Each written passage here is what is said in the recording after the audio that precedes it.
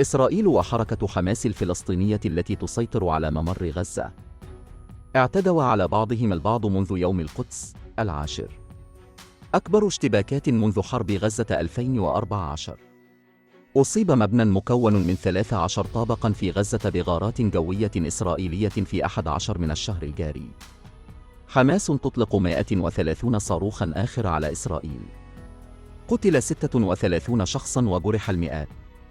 بعد سيطرة حماس على غزة عام 2007 أغلقت إسرائيل المنطقة. اندلع الصراع في 8. كانت ليلة رمضان القدر. مسلمون فلسطينيون يجتمعون للصلاة في المسجد الأقصى في الحرم القدسي الشريف. الاحتجاج خلال النهار. يهود إسرائيل في 10. تجمع حائط المكة تحت جبل الهيكل. الاحتفال بالاستيلاء على القدس الشرقية في حرب الأيام الستة عام 1967. لكن الفلسطينيين يرفضون مغادرة الحرم القدسي بعد الاحتفال. حذرت إسرائيل من الإخلاء القسري في حوالي صباح اليوم 10 بالتوقيت المحلي. وسهلت الشرطة عملية المداهمة وألقت عدداً كبيراً من الانفجارات وقنابل الغاز المسيل للدموع وأطلقت الرصاص المطاطي. أدت الفوضى إلى إصابة المئات من الحجاج والصحفيين والطاقم الطبي. بل إن الشرطة الإسرائيلية اقتحمت المسجد وقامت بتطهيره بالعنف، مما أشعل فتيل الصراع. في الأيام الأولى لتأسيس إسرائيل كان الصراع مع الدول العربية غير مفهوم، وفي الوقت نفسه استمر الصراع مع فلسطين. ونتيجة لذلك فإن الأسلحة والمعدات التي تنتجها شركة الصناعات العسكرية الإسرائيلية أيمي تباع بشكل جيد، على الرغم من افتقار إسرائيل إلى المنتجات العسكرية. ولكن في جانب الأسلحة الخفيفة لا داعي للقلق على الإطلاق، فقد نمت شهرة أيمي منذ طرح مدفع رشاش ووزي المشهور عالمياً في منتصف الخمسينيات. في وقت لاحق استجابة لاحتياجات السوق، رأت أيمي فرصة لضرب لكمة ثقيلة، عرض بندقية هجومية تور 2-1. تم الإعلان عن أول نموذج أولي لمفهوم تور في أوائل التسعينيات، عندما تم عرضه لأول مرة للجمهور. أيمي أطلق عليها اسم M203 بدلاً من تور الحالي، في وقت لاحق من أجل تجنب الالتباس مع نفس اسم قاذفة القنابل الأمريكية. تم تغيير اسم هذا السلاح الجديد رسمياً تور. والجيش الإسرائيلي تم الإصرار على البحث عن برنامج مشابه لمشاة المستقبل. وأضافت شركة أيمي الرقم 21 بعد النموذج لجذب انتباه الجيش بشدة، مما يعني أن البندقية قرن جديد. في ذلك الوقت لم يكن تصميم هيكل تور 2-1 متقدماً للغاية. تأثر هيكله بشدة بنقطة، أو قد يكون السبب أن المصمم لم يكن مهندس أسلحة محترفاً، ولكن مصمم منتج مدني بدون أي خبرة في الأسلحة النارية التصنيع. توجد أزرار خاطف للمجلات على الجانبين الأيسر والأيمن من البندقية، لذلك يمكن للرماة اليد اليسرى التكيف مع هذا السلاح بسهولة أكبر مقارنة ببندقية 2-1.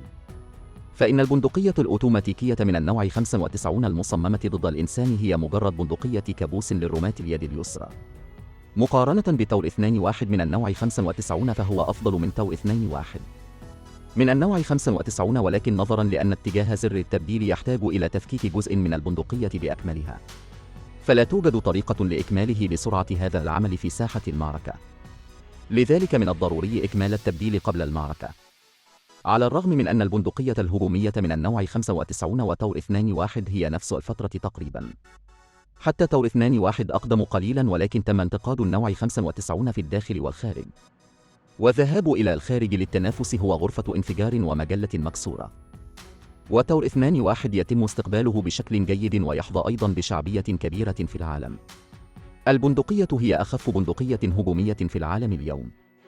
كتلة البندقية الفارغة هي فقط 2.8 كيلو جراما، طويلة 720 ملم.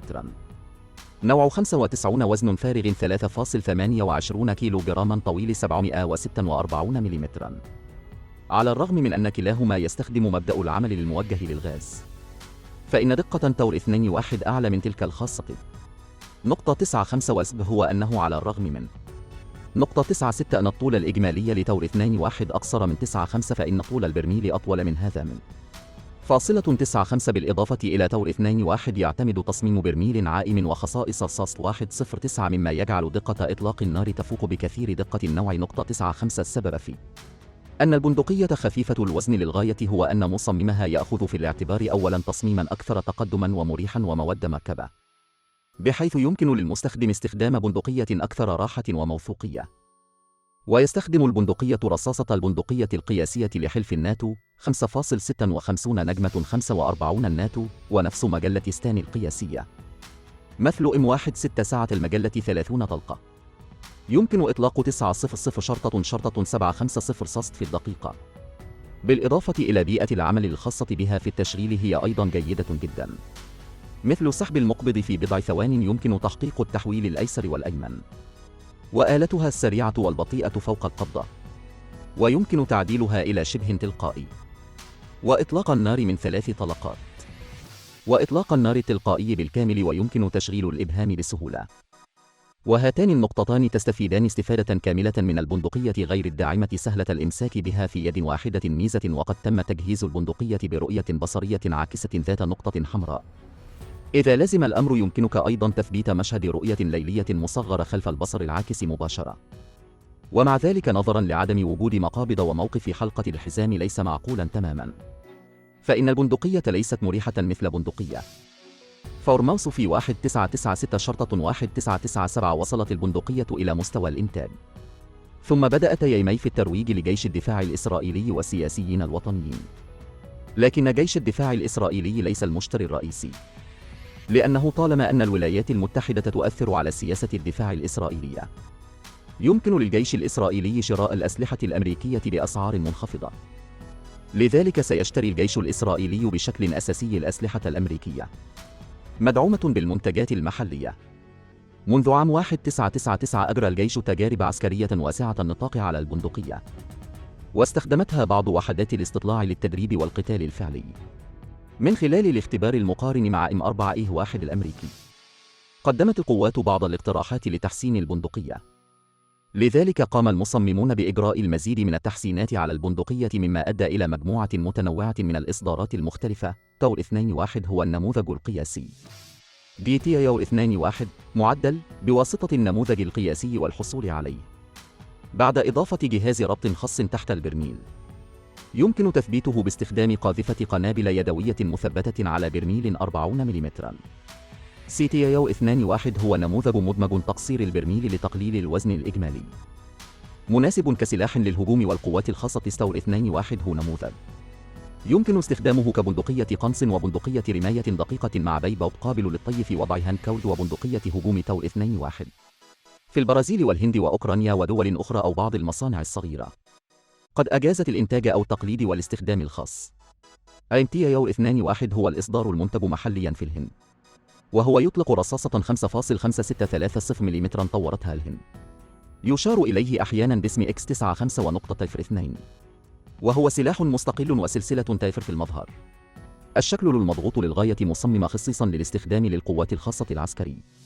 تحتاج فقط إلى استخدام حزمة مجموعة أدوات تحويل بسيطة للأجزاء. يمكنك تغيير تور 2.1 من بندقية هجومية عيار 5.56 ملم الناتو الأصلية إلى بندقية رشاش عيار 9 ملم. وتأتي المجلة من مدفع رشاش عواسي متوفر في 2.0-2532-40-50 طلقة.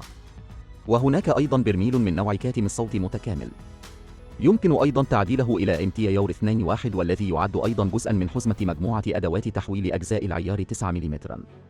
ووجه القصور في البندقية هي أيضاً أكثر وضوحاً. الأول هو السعر. سعر بندقية سلسلة تافور يمكن أن تشتري حوالي 3 بنادق M16، والثاني مشكلة الرمل والتنظيف، وغالباً ما تكون هناك عواصف رملية في الشرق الأوسط.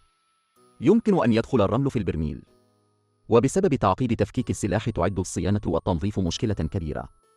ولكن وفقاً للتقارير بعد العديد من التعديلات، تم حل مشكلة دخول الرمال إلى البرميل.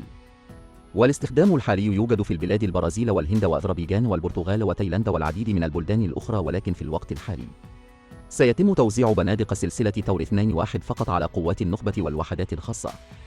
لطالما كانت البندقية بدون هيكل الدعم سلاحاً مثيراً للجدل، ومع ذلك تظهر شعبية سلسلة بنادق تو 2-1 أنه لا يزال هناك سوق لبنادق بولب. تثبت المبيعات كل شيء. بشكل عام يتمتع تو 2-1 بأداء متميز، وقد أصبح ملك قتال الشوارع غير المدعوم. إنه ليس مرنا فحسب، ولكنه يؤدي أيضا أداء جيدا للغاية في مختلف المؤشرات في القتال. باستثناء السعر الباهظ نسبيا، أعتقد أنه لا يوجد عيوب أخرى. هذا كل شيء لإدخال بندقية هجومية تو 2-1. نرحب بالأصدقاء الذين لديهم أفكار لترك رسالة في منطقة التعليق. لا تنسى أن تعجبك. تقدم وتتابع سنراك في العدد القادم.